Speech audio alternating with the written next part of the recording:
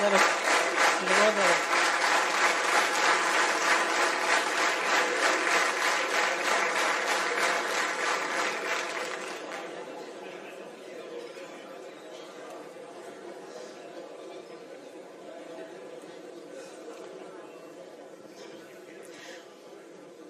Почитувани и сакани присутни,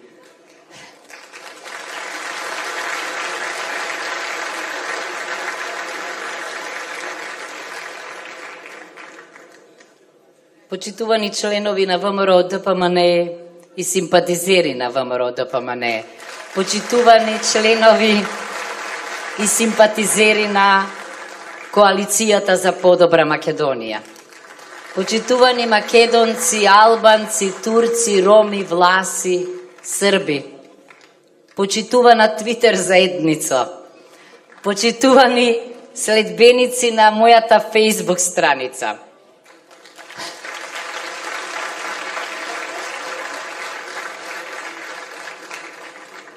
ми причинува особено задоволство што сум меѓу вас и некако ми поминува настинката кога ќе се качам овде горе. На почетокот сакам да кажам зошто се нафатив за овој предизвик. На секој професор кој предава општествени науки, а јас уставно право и политички систем, не му личи да биде апологет, туку треба да ги учи студентите критички да се однесуваат кон сите општествени процеси, односи и појави. И јас тоа во животот сум го правела. Од дете сум била непослушна и сум велела, дури и дома, може би е подобро не да ми кажувате, туку да ми покажете. Така се однесувам и кон општествените појави. Не можам да премолчам кога нешто е спротивно на правото и правдата и тоа тогаш не останува само на факултетот, меѓу клупите, во книгите, во моите трудови, туку од време на време го кажувам и во јавноста, отворено и гласно. Тоа ќе продолжам да го правам. Гледам да не бидам се присутна по телевизиите, зашто мислам дека не им е место на професорите од утро до вечер на телевизиите, но знаете дека некои ликови, јас не знам веќе колку години се тамо, знаат се, глумат ренесансни личности и од утро до вечер го зборуваат истото. Најчесто бранат, најчесто промовираат, ама некако како да не им излегува тоа од срцето, туку се разбира, врзано е за статусот и привилегиите. Зошто прифатив да дојдам овде? Зошто критиката, што понекогаш ја упатував и на ВМРО ДПМНЕ и на коалиционите партнери, мислам дека не ми беше земена за зло. Таа секогаш беше добронамерна, никогаш не беше лична, никогаш не беше со цел да навредам некого. Затоа во струга прифатив, зашто знаев дека намерата е добра, а целта е заедничка. Право и правда за Македонија.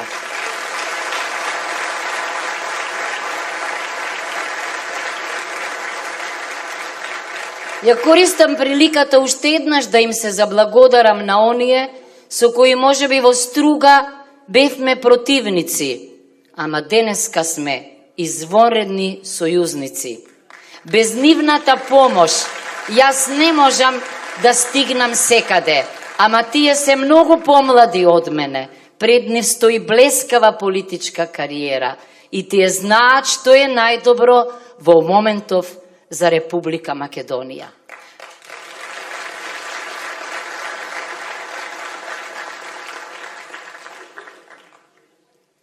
Знам што готишти најмногу тетово. Јас не сум националист.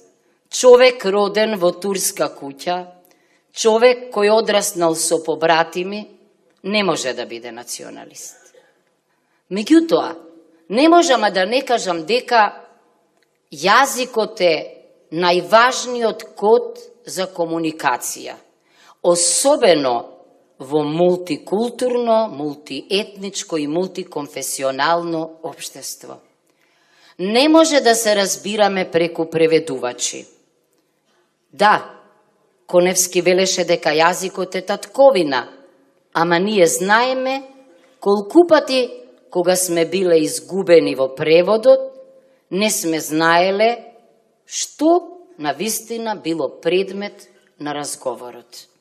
Не, јас не агитирам само за еднојазичност или за монојазичност, но сакам да укажам на следново. Кога го критикував законот за употреба на јазиците, на јазикот што го зборуваат најмалку 20% на целата територија на Република Македонија или во единиците на локалната самоуправа во 2008 година, донесен од коалицијата ВМРО, ДПМН и ДУИ, само укажав тогаш дека имам дилеми околу омнибус закон, што се ќе регулира на едно место. Тогаш чув жестоки критики. Велеа дека тој закон е спротивен на Уставот и на рамковниот договор. Тогашниот председател Бранко Црвенковски стави вето на овој закон. И замислете сега, ако тој закон бил спротивен на Уставот и на рамковниот договор, што да кажам јас од стручен аспект за законот за употреба на јазиците. Немам ништо против проширување на јазичните права, но само водена од правото и правдата, ако е тоа во рамките на Уставот и на рамковниот договор.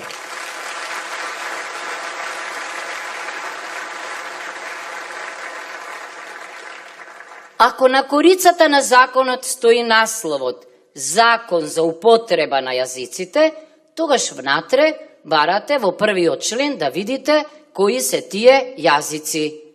И очекувате тамо да бидат наброени албанскиот, турскиот, ромскиот, јазик, српскиот, бидејќи тие се службени јазици во единиците на локалната самоуправа, зашто така, тамо каде што се над 20%, а може и тамо каде што не се 20%, ако така одлучи Советот, зашто така вели Уставот, односно амандманот 5 на членот 7 на Уставот. Ама не е така. На корицата имате плурал, на првата страница имате сингулар, односно во еднина. Си пишува во заграда дека е тоа само албанскиот јазик.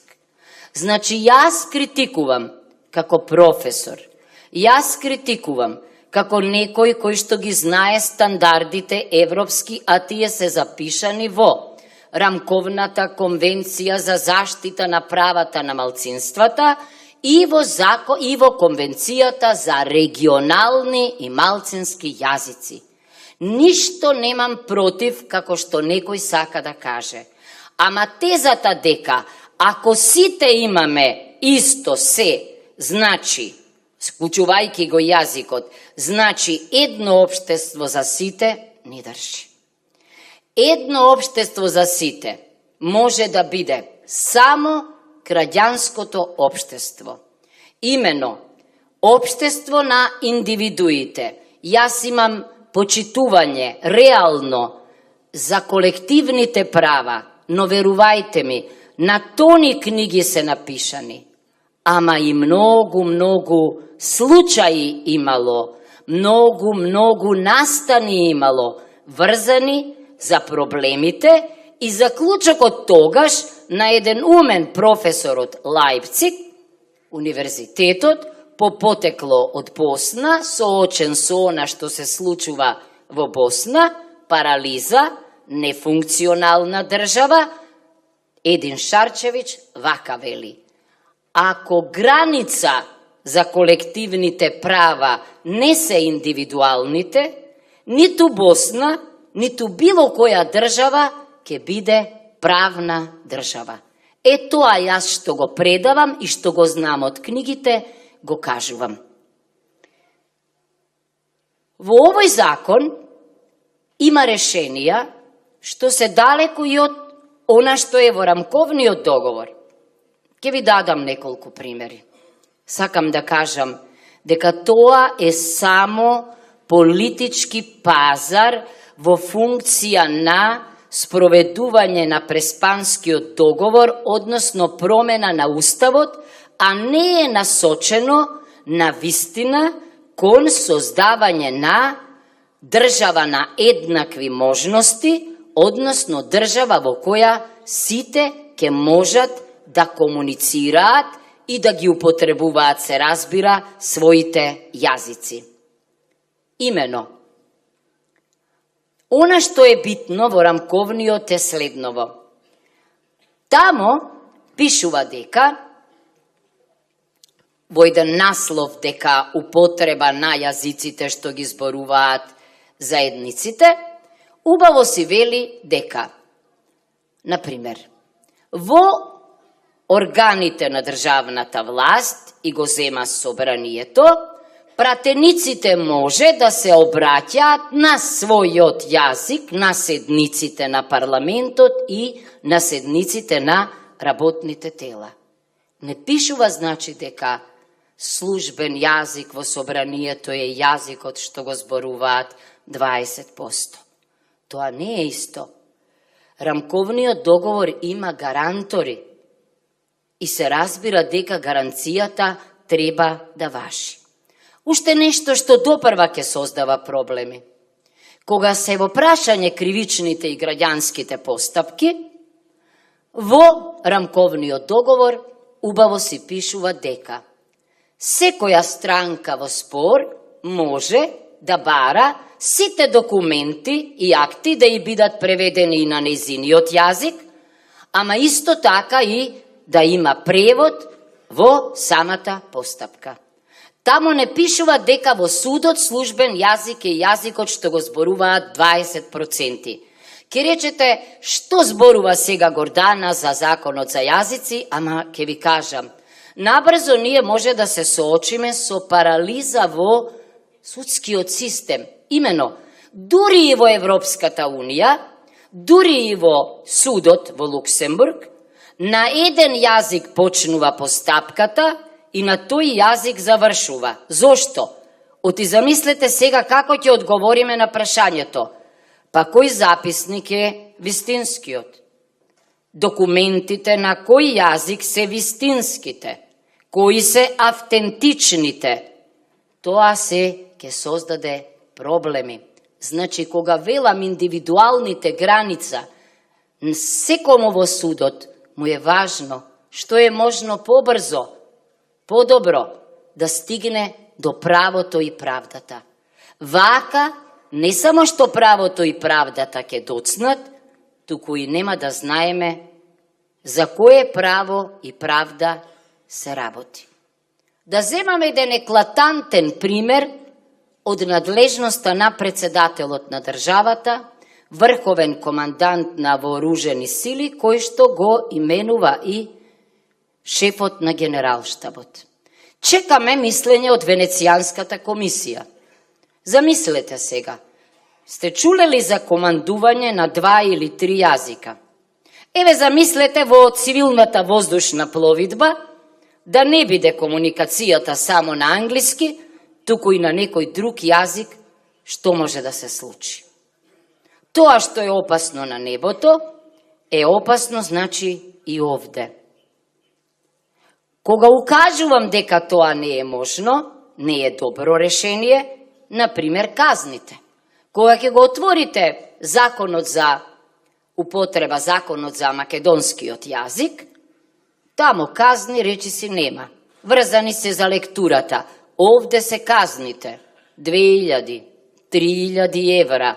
Значи, да речеме, ако направите прекршок некаде кај Берово и дојде полицаец, а вие сте албанец, тогаш вие може да барате сите документи тој да зборува исто така на албански јазик и така натаму.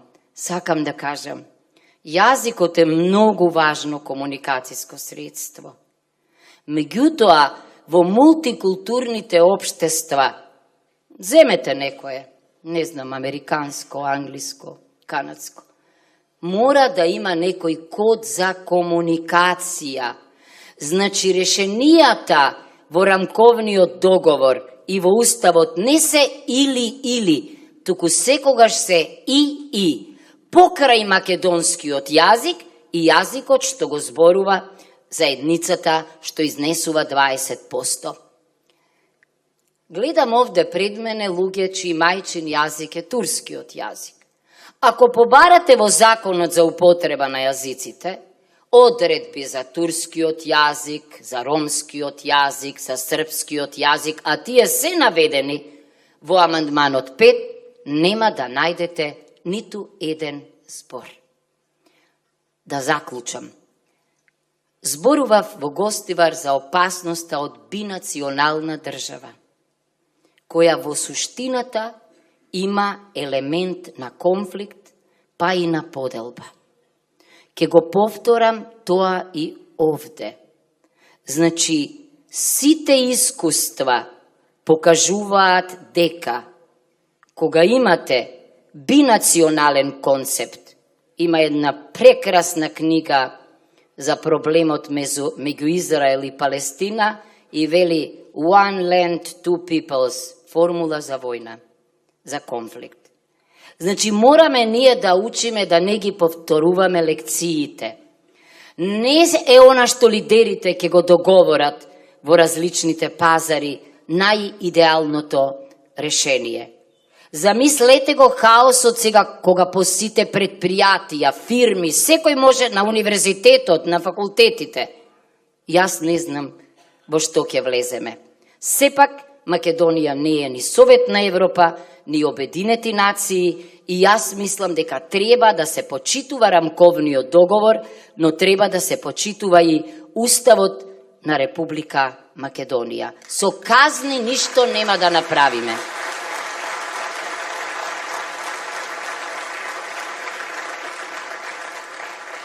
Ја оставам оваа тема, само заклучувам дека, значи, никогаш од националистички причини не критикувам, туку само затоа што се однесувам одговорно кон основниот принцип на Европската Унија, што мора да биде и основен принцип на Македонија, ако сакаме да живееме во правна држава, владењето на правото.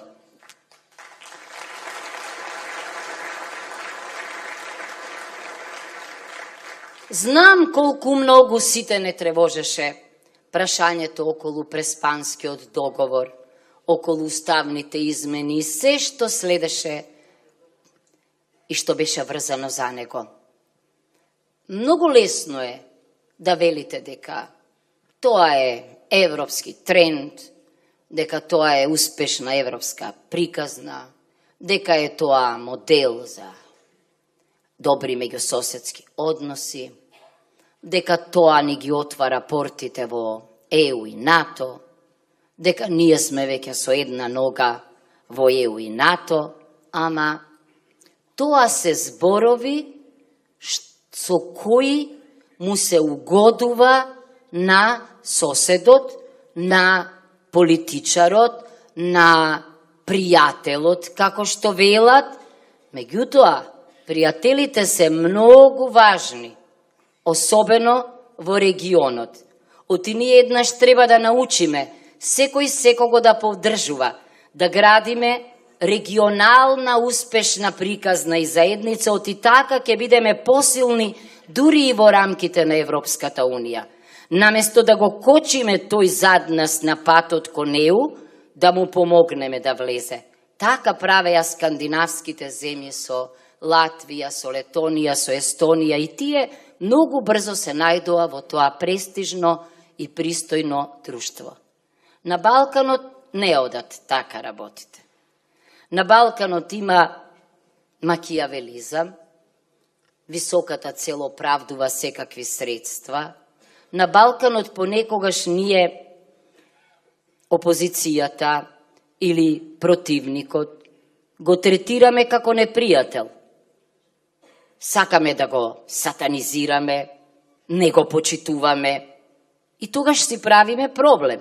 Оти јас од вашите погледи заклучувам кој се согласува и не, а кој не, и тоа ме тера побрзо да мислам, да си велам, па нешто не е во ред со мене, со мојава мисла, дај нешто да поправам во неа.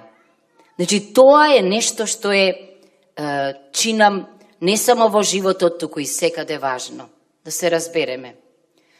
Преспанскиот договор е меѓународен договор. И ние знаеме, има луѓе и овде и надвор кои предаваат меѓународно право, има луѓе и овде и надвор кои предаваат уставно право, и ние ги знаеме основните решенија во една сфера што ја нарекуваме задолжително меѓународно право. Ius cogens, велиме ние правниците, да бидам малку досадна со латински. Што е ius cogens?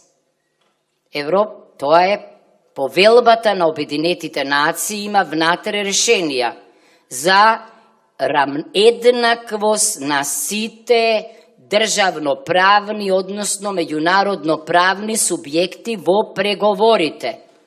Понатаму, правото на самоопределување е задолжително меѓународно право. Понатаму, немешањето во внатрешните работи е задолжителна меѓународна норма. Почитувањето на културните права е задолжителна меѓународна норма. Да, во светот има, во политиката, во светската политика има сила. Мене ми е јасно. Повеќе од што право. Ама ние мора да повикуваме на повеќе право, ако сакаме да живееме во мир. Јас деновиве сум многу среќна кога читам дека, за разлика од политичарите со кои ние водиме диалог, тие велат политика па политика, бројат само политичари, ние велиме не, и право, и правна држава, и етика, ама сега Европската комисија сериозно ги предупредува Европскиот парламент и Советот дека за 2 години ќе почне да ги казнува државите кои што не водат сметка и ги кршат принципите на правната држава. Значи, не попусто ние сме ставиле овде правда и не попусто се бори македонскиот народ дури и во химната за правдини, ние повиркуваме на правна држава и всушност тоа е вистинскиот пат кон Европската Унија. Не незаузданата политика со право,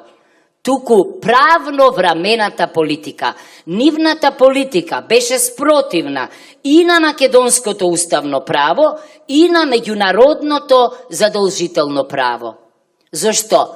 Меѓународното задолжително право вели дека не можете со меѓународен договор да прекршите устав. Дека македонското уставно право вели дека само оние меѓународни договори што се ратификувани во согласно со уставот можат да бидат составен дел на правниот поредок. Дали тоа го прави оваа власт? Ниту го правеше, ниту го прави. Затоа ние ја подсетуваме на правото и правдата. Зошто правната држава е првиот копенхагеншки критериум и тоа ќе биде првиот критериум врз основа на кој ќе се положи или нема да се положи тестот за почеток на преговорите за ЕУ. Значи, тоа е нашата определба.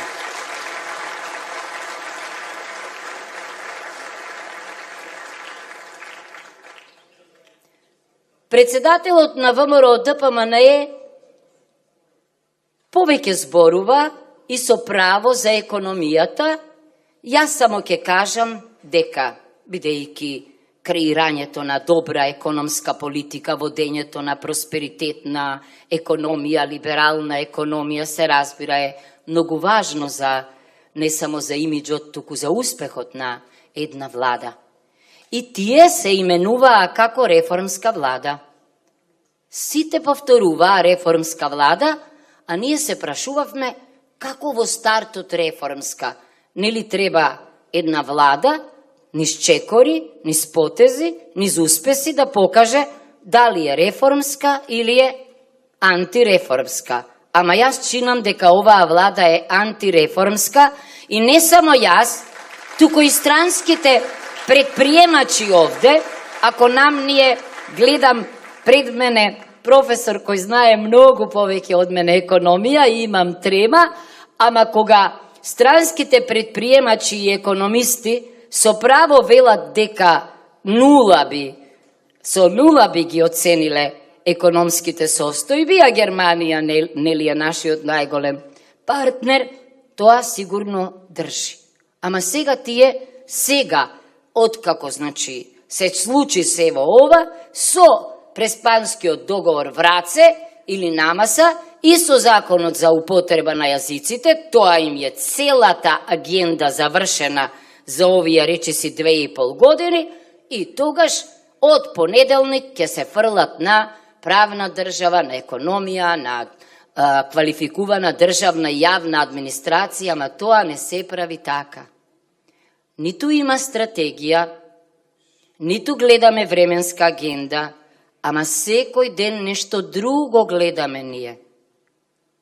Само нови и нови вработувања, но врз партиски клуч, врз политички клуч, врз непотистички клуч, од нив корист никој нема, па ни оваа власт. Тие се само, резултат на клиентелизам, на кронизам, на корупција, на криминал. Тоа ќе ги влече назад, нема да ги носи напред. Затоа, за да има некој напред, потребни се суштински промени. Првите на председателските избори, а по нивниот успех, вторите на парламентарните предвремени избори.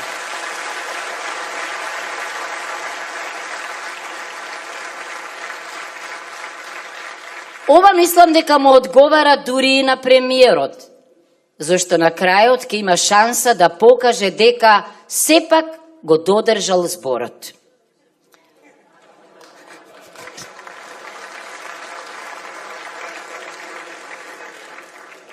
Се разбира, со еден пример не се менува филозофијата што ние ја нарекуваме заевизам, меѓутоа еве има скромна шанса. На 21 април треба да се победи. Не зашто јас сум имала животна желба да станам председателка. Не сум сонувала. Прекрасно сум се чувствувала на факултет. Ама по конвенцијата во Струга и по отворената врата и по изразената доверба се мислев и си велам, па може би она што цел живот го предавав, може би она што цел живот го пишувам, сега во овие најтешки моменти со вашата помош имам шанса и да го реализирам.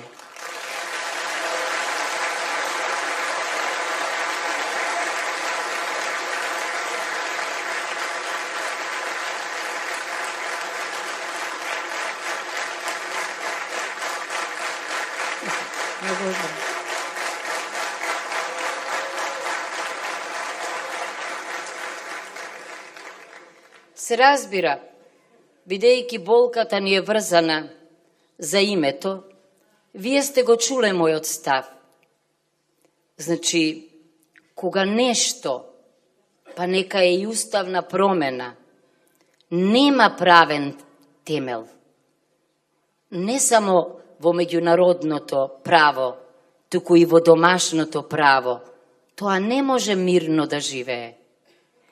Нормите и уставните не се уставен декор, за да функционираат, за да вродат со плод, мора да бидат прифатени. Ама нас овие промени не ни ги прифаќа, не само нашата перцепција на правото, туку ни разумот, ама најмногу срцето. Не може да смените нешто само преку хартија. Не може со казни. Не може. Проблемите наскоро ќе ги видиме. И тие веќе се појавуваат. Ако сите ние размислуваме, како тоа сега национален балет, национална библиотека, национален за театарот не може македонски. Објаснете ми сега, може македонски народен театар, за ману уште не знаат како ќе биде. Значи, прашањето е, кој врз основа на што определува кога и како може, или што значи ова национално? Зошто го велам ова? Ако има јасно национална албанска сателитска телевизија, знам што е тоа. Има национален турски театар, знам што е тоа. Има национален ромски театар, знам што е тоа. Ама на 20 места национално, не знам што значи тоа. Тоа може да биде само македонско.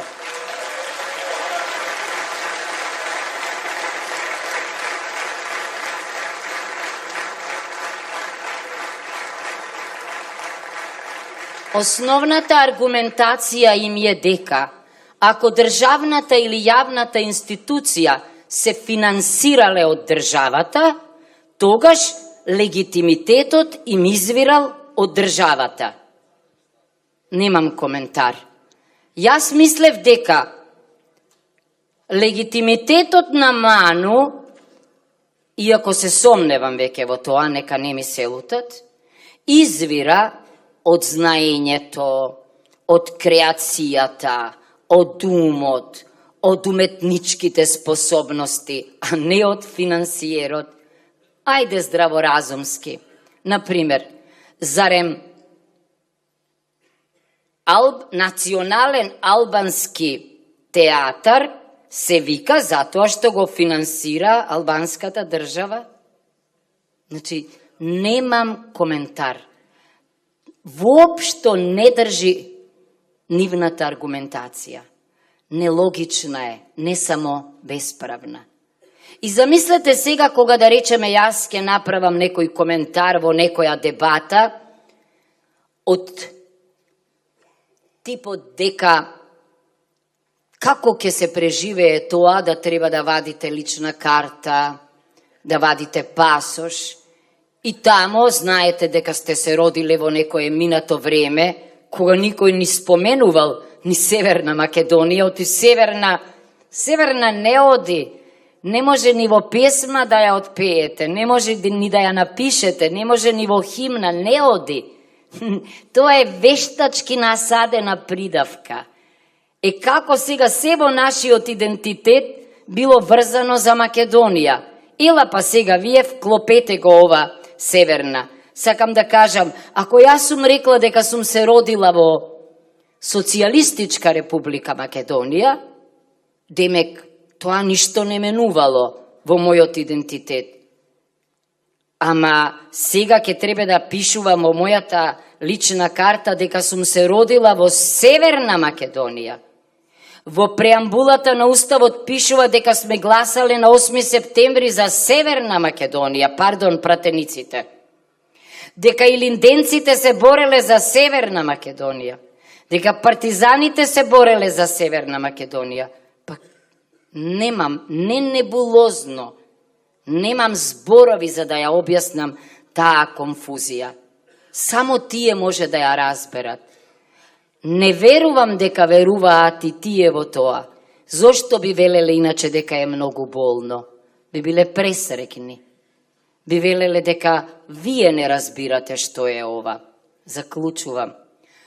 Не е точно дека идентитетот е загарантиран. Идентитетот секогаш е во придавката, во македонско, во македонски, во Македонија. И сега, која е логиката апсолутно право на употреба на терминот Македонија да има нашиот сосед, а ние кои 75 години сме биле државата Македонија, сега да не смееме да го употребиме ова име. Манипулација е кога велат Европска Македонија. Не, бидејќи не смеат тоа да го употребат. Значи, затоа ние веруваме дека не денеска, не утре, меѓутоа, се менува односот на силите. Доаѓаат нови избори, доаѓаат нови луѓе. Ако ние не им предочуваме, како што тоа го правиме постојано, дека не е во ред ова под наводници решенија, дека мора да има некоја правна разврска, бидејќи ние не мислиме со оружје да се бориме за тоа. Ама сакам да кажам, се додека има Обединети нации, се додека има, а има Меѓународен суд на правдата, се додека има Комитет за граѓански и политички права, се додека оваа земја има Уставен суд, кој исто така може да каже дека нешто на неуставен начин било сменето, се дотогаш ние сме сигурни дека решението не е конечно како што велат тие и дека има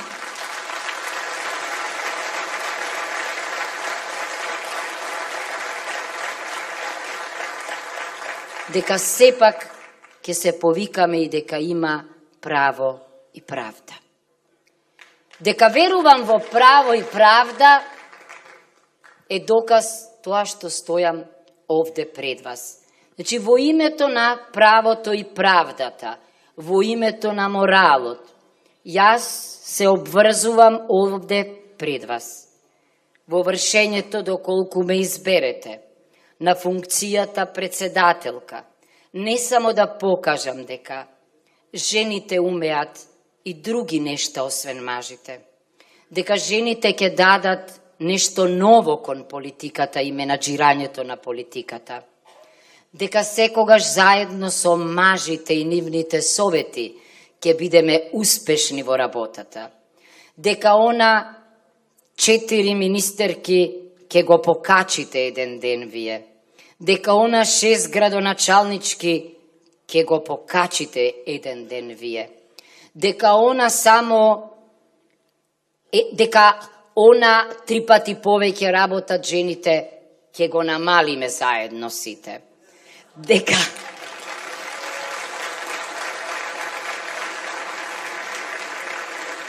Дека она 18% имот ќе го покачиме за жените, зашто не е во ред во една земја да има од собственоста. Значи, само маж и жена прават човек. Ние ги помагавме мажите многу долго на најклучните функции. Сега, мислам дека може да повикаме и на поинакви чекори, за да покажеме дека еве, зад секоја успешна жена стои прекрасен маж.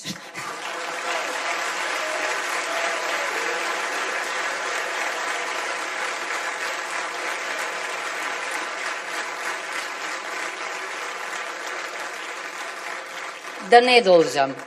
Значи, од кабинетот, преку членовите на Уставниот суд двајца, преку тројцата членови на Советот за безбедност, преку личноста на гувернерката. Крајно време е женските именки да ги вратиме во потреба или да ги внесеме во речникот.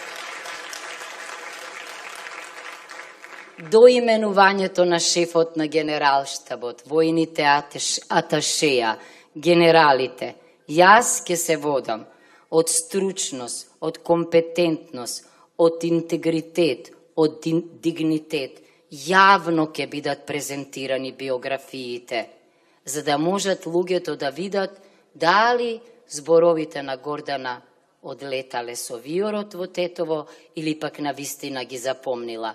Дали може би не се инфицирала од таа другата филозофија или пак ја терала филозофијата која ќе стане филозофија не само на председателката, туку сигурна сум по успешните председателски избори и филозофија на идната влада на Република Македонија.